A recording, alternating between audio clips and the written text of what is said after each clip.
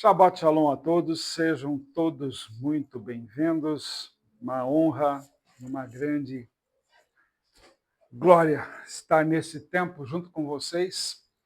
Tempo tão precioso, esse tempo de Deus que vem trazendo tantas informações, tantas bênçãos, digamos assim, pessoas sendo curadas, sendo libertas.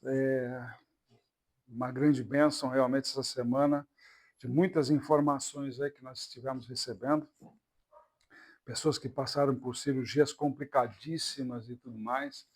Então, nós só podemos agradecer a Deus. E é isso que nós estamos fazendo cada vez que nos encontramos, agradecendo a esse Deus tão poderoso, tão misericordioso, que vem trazendo tantas bênçãos e tantas coisas, tantas histórias novas.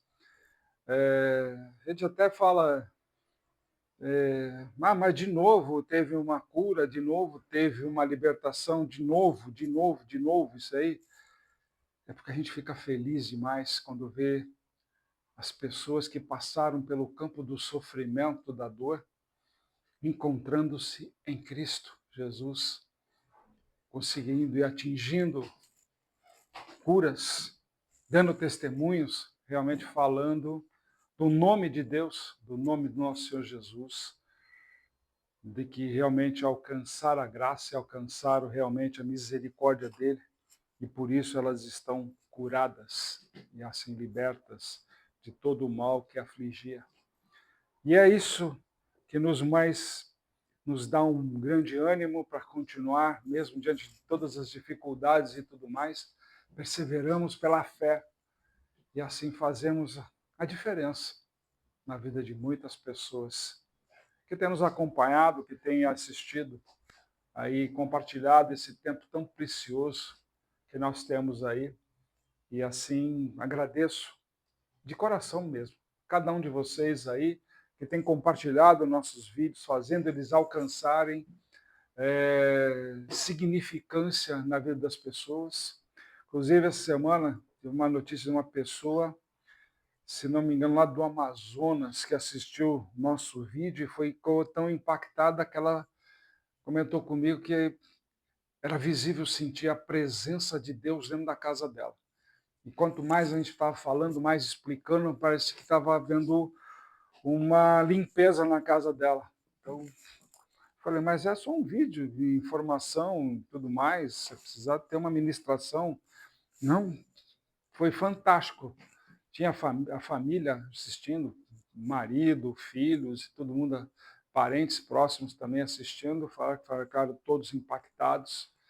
E realmente isso mexe com a gente, né, no sentido de o quanto Deus tem nos usado para benefício de tantas pessoas, mesmo daquelas que a gente não conhece.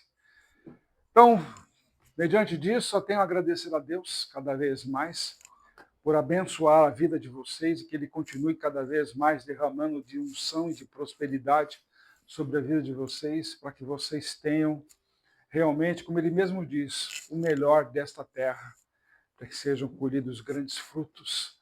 Mas também não esqueça que também tem que continuar semeando para poder colher. E é isso que nós fazemos. Então, vamos semear no dia de hoje.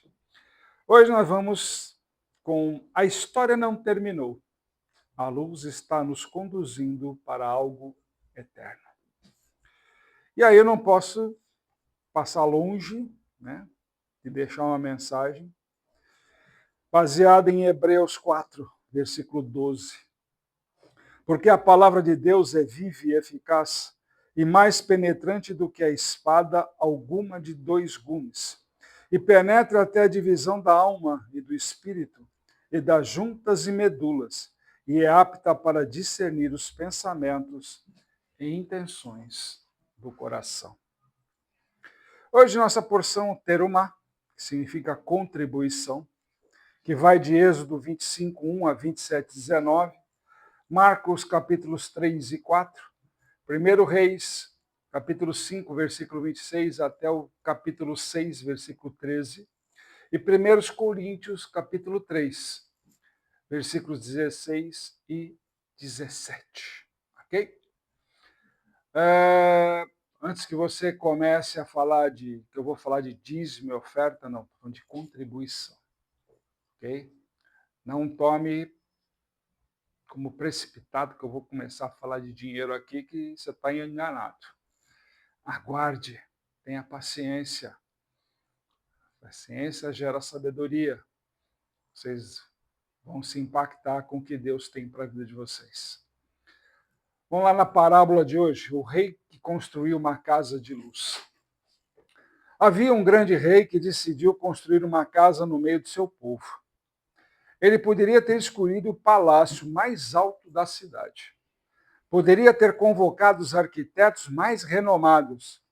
Poderia ter impostos para que todos pagassem pela construção.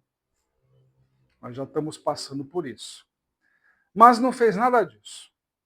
Ele chamou o povo e disse: quero construir uma casa onde eu possa habitar no meio de vocês.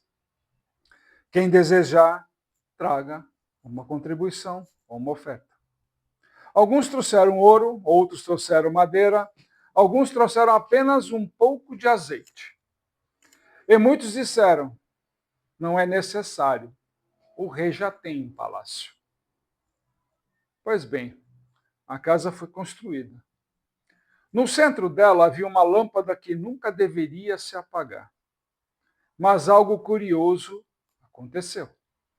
A luz não era para que o rei enxergasse, era para que o povo enxergasse o rei. Com o tempo surgiram líderes orgulhosos que diziam: nós somos os guardiões da casa. E começaram a discutir quem era mais importante: o ouro, a madeira, o azeite. Enquanto discutiam, a luz começou a enfraquecer. Então, certo dia, o próprio filho do rei entrou na casa. Ele não veio para destruir a construção, ele veio para reacender a chama. Mas para reacender a chama, ele precisou limpar o pavio, remover o excesso de fuligem, trocar o azeite antigo. Alguns disseram: ele está mexendo demais. Outros disseram: ele está mudando a nossa tradição. Mas aqueles que estavam no escuro disseram: finalmente estamos vendo a luz outra vez. O filho declarou: a casa não é feita de ouro e madeira apenas. Ela é feita de corações. E a verdadeira luz não brilha nas paredes, ela brilha nas pessoas. E o que podemos concluir com isso?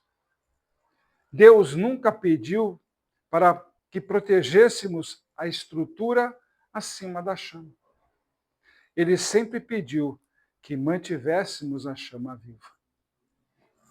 A luz não foi dada para ser admirada, ela foi dada para ser refletida. Se nós analisarmos que desde o deserto até o tempo do Senhor Jesus, nosso Messias, o desejo de Deus sempre foi o mesmo: habitar no meio do seu povo. Mas ele não habita onde há apenas a estrutura. Ele habita onde há entrega. E isso tem sido uma grande diferença nos tempos atuais. Muitas vezes as pessoas colocam a estrutura física em primeiro lugar, onde normalmente há pouca entrega. E assim diz o seguinte: façam-me uns santuários. E aí nós temos que enxergar o Messias no meio de nós. Se nós formos lá no livro de Êxodo, capítulo 25, versículo 8, o Senhor diz: e me farão um santuário para que eu habite no meio deles.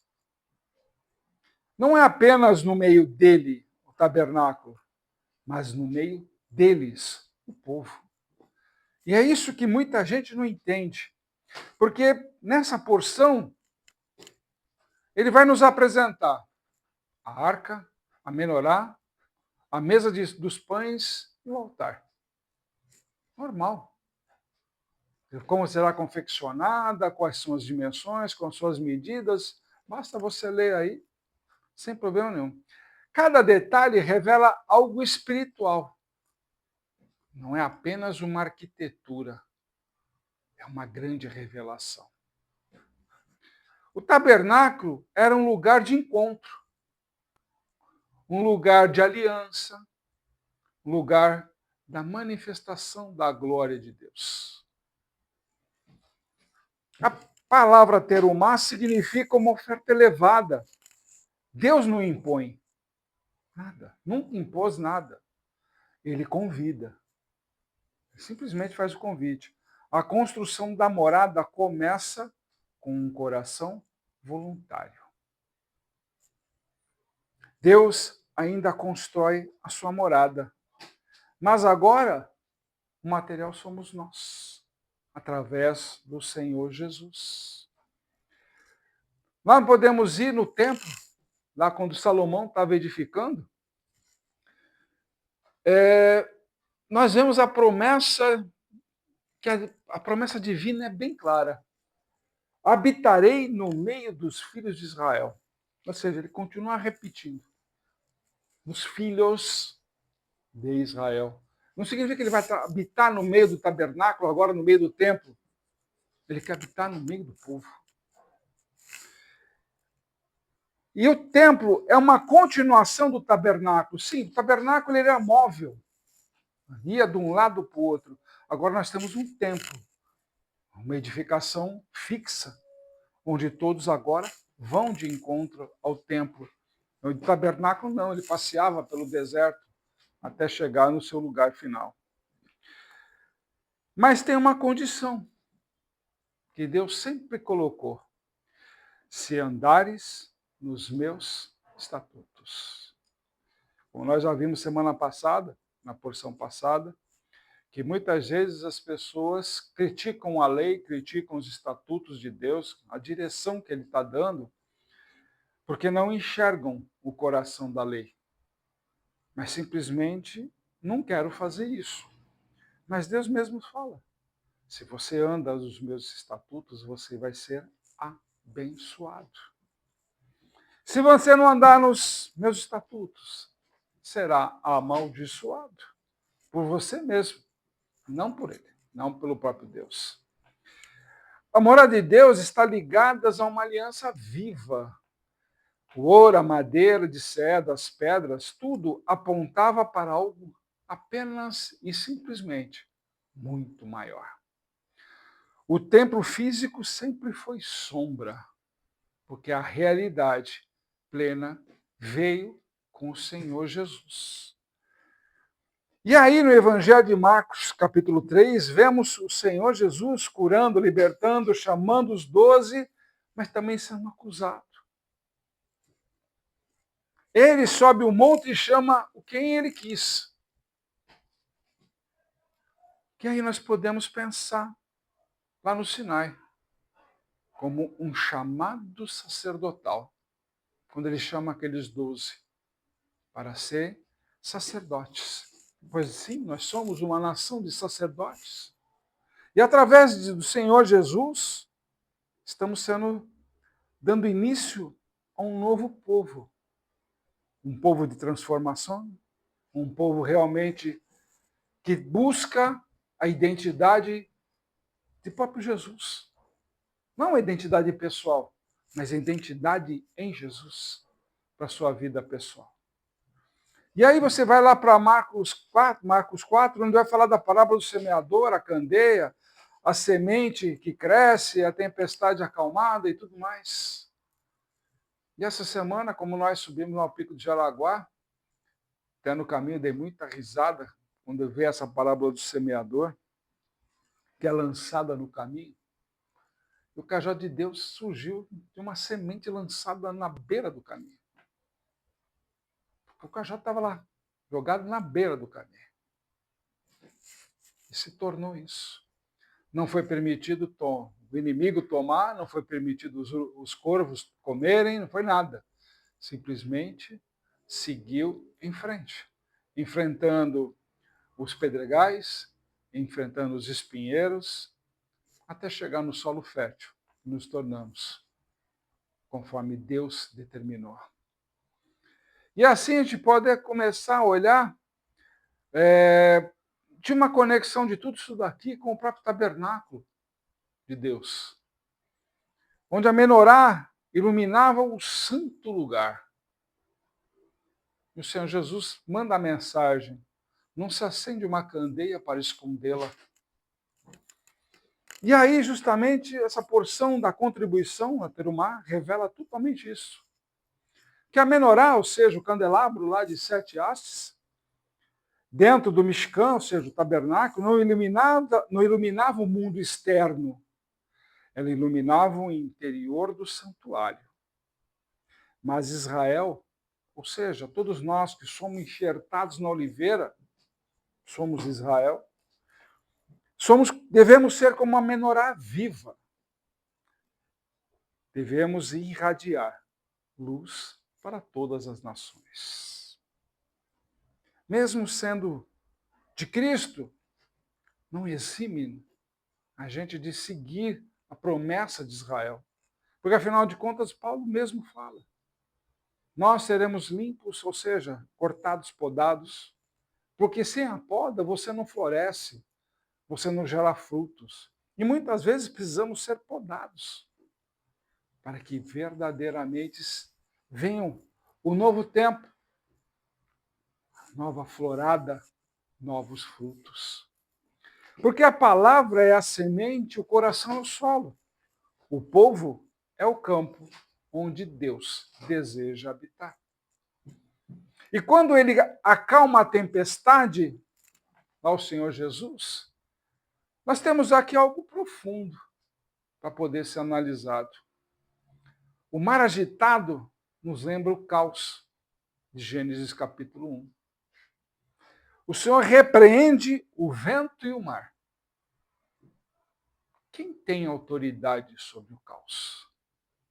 Essa pergunta que nós devemos fazer. Aquele em quem a presença de Deus habita plenamente.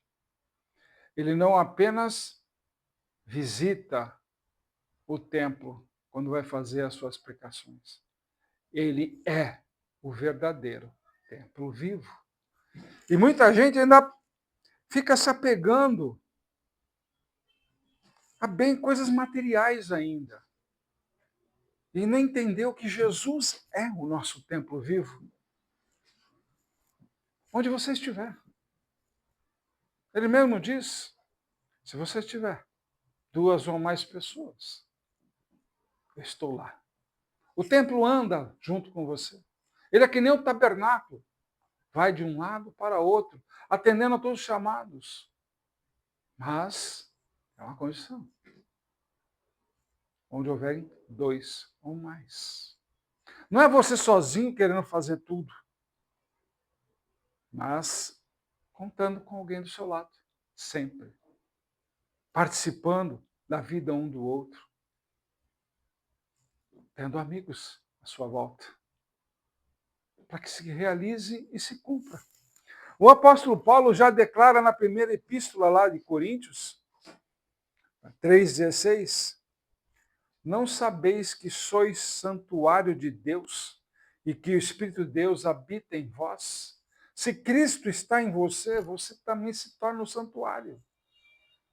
Você se torna o tabernáculo. Então, de dentro de você brota a menorá, ou seja, brota a luz.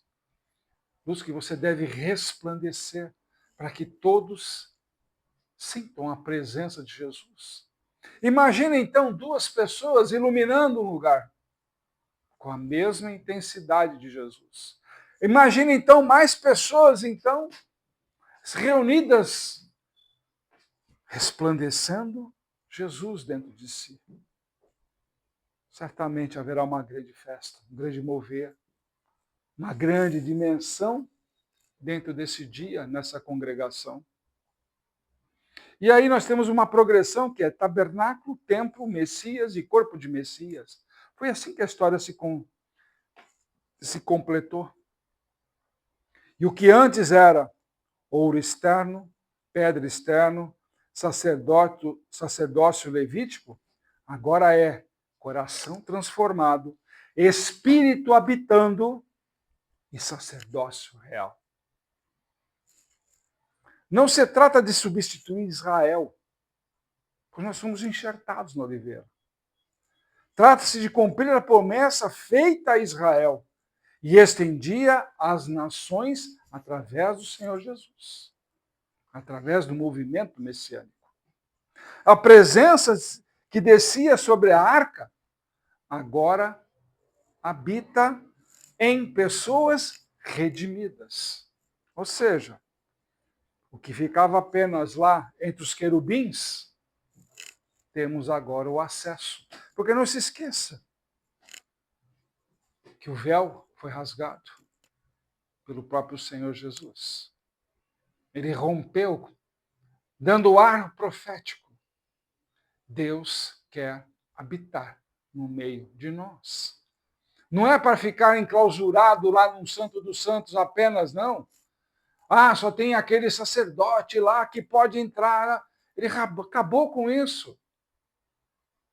Nós agora temos acesso ao Pai através dele. Ele mesmo diz isso. Para que estamos buscando outros? Para que estamos buscando intercessores desse, daquele, aquele outro?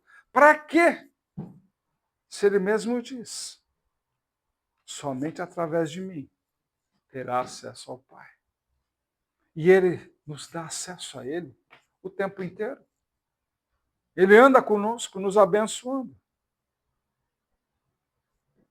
Mas, antes de sermos santuário, ou seja, um tabernáculo, precisamos ser purificados. A espada da palavra remove orgulho, autossuficiência, identidade desvinculada da aliança. É isso que promove a palavra de Deus. Ela separa a velha natureza adâmica para a nova criatura em Cristo. O tabernáculo tinha 3 áreas: o átrio, o santo lugar e o santo dos santos. O ser humano tem corpo, alma e espírito. Da mesma forma que foi a Constituição. No Santo dos Santos estava a arca. Hoje, no centro do homem redimido, está o Espírito de Deus. A madeira revestida de ouro na arca simboliza a humanidade revestida de glória. Não é simplesmente um adorno, como muitos colocam. Fazem aí propagandas, maquetes, uma série de outras coisas mais. Olha, aquilo lá que ninguém tocava na arca, porque isso, porque aquilo. Em Cristo tudo muda. Tudo muda. Nós passamos a carregar a arca dentro de nós. Nós temos as leis dentro de nós, porque o nosso coração já não é de pedra, mas sim de uma carne pulsante, emotiva com relação ao Senhor. Tem vontade na obra de Deus. Tem vontade na dor do próximo. Tem vontade de participar da vida em comunidade. Ajudar. Sim, para isso, ser recompensado. Porque nós fomos pagos por um preço muito alto. E mesmo assim, tem hoje pessoas que não reconhecem a nossa salvação. O preço foi alto, mas Deus não está cobrando o reconhecimento dele. Ele continua nos amando, continua dando oportunidade até o último dia. Quem sabe até lá você desperta. O Senhor Jesus é plenamente homem quando ele se materializa aqui como habitante deste mundo. E é plenamente manifestação da glória divina. Ele é a arca viva da nova aliança. E aí nós temos que perguntar como tem sido a nossa comunidade, como nós temos vivido nessa comunidade como uma morada. Como nós temos vivido esse tempo que Deus tem dado para a gente na nossa comunidade. O nosso coração é solo fértil?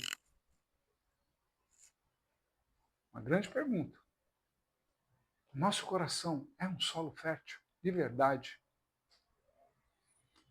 Estamos preservando o templo, como o apóstolo Paulo mesmo fala. Nós somos o tabernáculo. Nós estamos cuidando da casa de Deus, de verdade. O mesmo Deus que pediu oferta voluntária em Terumá, pede hoje o quê? Dinheiro? Não. Embora aqui nós ainda precisamos bastante para continuar a casa dele. Por isso que nós pedimos, Terumá a todos, contribuição. Não é dízimo nem oferta, contribuição para nós, para nos ajudar a completar essa obra. Como já foi dito, depois disso não vamos pedir mais nada. Quem está aqui vai ser mantenedor da casa e ponto final. Que for pedir, pagar a luz, pagar a água, pagar o que precisa, impostos e tudo mais, é que vai acontecer, naturalmente. E fim. Ponto. Mas o que nós temos que entender é que Deus está pedindo o quê? Uma oferta voluntária. E qual é essa oferta voluntária? É a sua entrega voluntária. Sem condições. Sem barreiras. Sem limitações. Para que você entenda que a maior terumá, ou seja, a maior contribuição, não é o ouro. Não é a madeira. Não é a lã. Não é o seu dinheiro. É o coração rendido ao Messias. É a maior contribuição que você pode dar na casa de Deus. Desde o deserto até a Mar da Galileia, ou seja, desde o Sinai até a cruz, o propósito é o mesmo. Habitarei no meio deles. No Senhor Jesus, o Senhor amou seu tabernáculo entre nós. E pelo Espírito ele continua habitando. Mas para isso, você tem que ser transformado. Tem que ser purificado. E andar realmente nos caminhos do Senhor. E aí nós fazemos um voto. Que sejamos um santuário santo. Que sejamos uma comunidade viva. Um corpo alinhado à vontade de Deus. E que a glória que enchia o Mishkan, ou seja, o tabernáculo, encha também essa casa nesse dia. Não somente aqui, esse tempo, mas também a tua casa, de você que está assistindo. A casa de todos os presentes aqui. O coração de cada um de vocês. Porque a espada que separa medula e ossos, que nem está lá em Hebreus 4:12, aponta para um discernimento profundo. Ela não destrói o homem, ela revela o homem. No tabernáculo havia um altar, porque o sacrifício sempre precede a glória. Isso é fato. A velha natureza não é reformada. Nunca foi. Ela é entregue. Pronto. Quando o Senhor Jesus acalma a tempestade, lá em Marcos 4, o mar representa o caos. A natureza caída, a instabilidade da alma. Ele não melhora o mar. De jeito e maneira. Ele ordena. Porque ele tem autoridade para isso. Assim também na regeneração. ele age. Não é ajuste comportamental que ele veio trazer, não. E sim, um novo tempo, uma nova criação. E aí, se nós analisarmos passo a passo, a madeira da arca era revestida de ouro. Como todos se lembram, basta ler. A madeira significa a humanidade, e o ouro, a glória divina. Não se trata de destruir a madeira, de revesti-la. Esse é o mistério messiânico. O homem não é descartado, como muitos querem por aí. Falam e fazem. O homem, ele é transformado. Isso que é o mais importante. A oferta voluntária aponta para isso. Deus não invade, ele convida. Sempre convidou. A transformação começa com a entrega voluntária. E aí fica aquelas perguntas para sermos enxertados na oliveira. Estamos permitindo ser podados? Como a gente explicou. Estamos sendo luz ou apenas uma estrutura? Ah, eu tenho fé. Ah, não, se Deus quiser. Sempre uma margem de dúvidas para em volta de palavras como isso, quando sai da boca apenas, mas não sai do próprio coração. A nossa comunidade é templo vivo ou um edifício religioso? Você vai na igreja, porque lá você se encontra num templo vivo, de verdade mesmo, você sente ali a presença de Deus. Seus irmãos floram em Deus, floram Cristo em si, ou é apenas tipo, estou cumprindo o ritual de todo domingo, todo sábado, toda sexta-feira, estar na presença de Deus lá na igreja, para assistir mais um culto e não aprender nada. E aí nós temos o seguinte, a espada, ou seja, a palavra de Deus, ela vai continuar operando. O enxerto continuará acontecendo para aqueles que farão parte da raiz, da seiva. A luz continua sendo chamada para brilhar. E o templo não é pedra, porque como ele mesmo fala, eu vos dou um coração de carne e removo o coração de pedra. E que isso representa que somos nós, no próprio Senhor Jesus. Nós precisamos realmente refletir nesse tempo. Agora que já passou a bagunça carnavalesca, aí, a festa de Baco e tudo mais, é hora de refletirmos. Estamos nos beneficiando das obras de Deus, que às vezes tem pessoas que fazem a caridade para ajudar pessoas e de repente acabam sendo exploradas. Você vai perceber? Ah, quanto é o serviço aqui? Não, na boa, fiz aí, tá simples, tá na boa. Fiz por prazer, tal, na boa. Mas de repente a pessoa não analisa, pô, ele perdeu tempo ali, me ajudou, aquela coisa toda. E tipo assim, pô, pelo menos uma contribuição lá para sua casa. Simplesmente isso. Coisa de valor. Porque não é tipo, algumas coisas ali, desdém, isso não é contribuição. Contribuição é quando vem de dentro do coração. Isso. Quantas vezes Deus coloca na sua vida pessoas que te ajudam, pessoas que te dão conselho, pessoas que te orientam, pessoas que realmente te alinham na posição. E muitas vezes você esquece que foi semeado dentro de você mesmo a própria luz, que é Cristo. Você já foi apresentado a Cristo? Você conhece Cristo? De verdade? Você sente esse amor dele, esse saboroso momento que você vive com ele. Não apenas nessas horas que a gente fica aqui.